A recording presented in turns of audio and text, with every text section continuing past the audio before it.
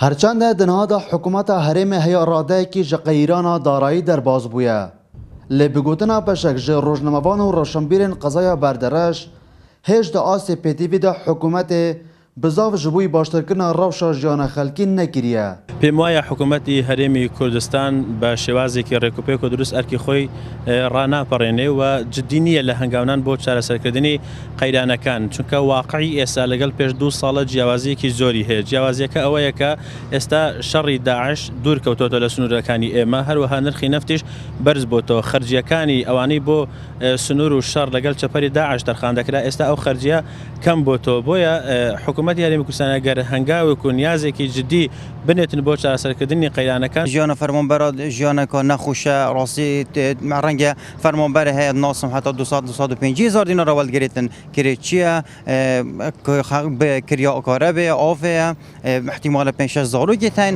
حتا ئەڤر ینی بەری دو ڕۆژە پەیوەندێک مفاتەکردن کە خێزانێکە ناسم نێزیک باوەرکی حتا ئەڤر جلوبەرگن جەژنی بۆ زاروگێن خۆ نەکڕینە. چاودێرێکی سیاسی جی پێنگاوên قوبات طالبانی جێگیری سەرۆکی حکوومەتە هەرێمê bi girêng dibînin ji bo derbasbûna حکوومەtê li vê qeyranê eger bi awakê durust bihêta jêbejêkirin. ئێستا یەک هەنگاوی باشە ناکە کا قوبات طالبانی ئەو سیستەمەی بایۆمەتری کە بڕیاری دایە و ئەگەر بێت و جێبەجێ بکرێتن و کۆمەڵک ئەو دوو موچەیە و ئەو موچە زیادانێک کە نمینێتن شتێکی زۆر باشە. ئەوەی کا قوبات کردی بڕیارەکە و سیستەمێکی زۆر جوانە هیوادارین تەنها کا قوبات نەبێتن بگرە لاوانی ئەنجومەنی وەزیران لە سەرۆکی ئەنجومەنی وەزیران چاکسازی فعلی بکەن. چاکسازیەکانی ئەنجومەنی وەزیران کە 12-13 چاکسازیان کردێت تەنها لە بەرژەوەندی حکوومەتە هیچ لە بەرژەوەندی هاوڵاتیانە. بۆیە پێویستە حکوومەت کاری باشتر و چاکسازی باشتر بکات.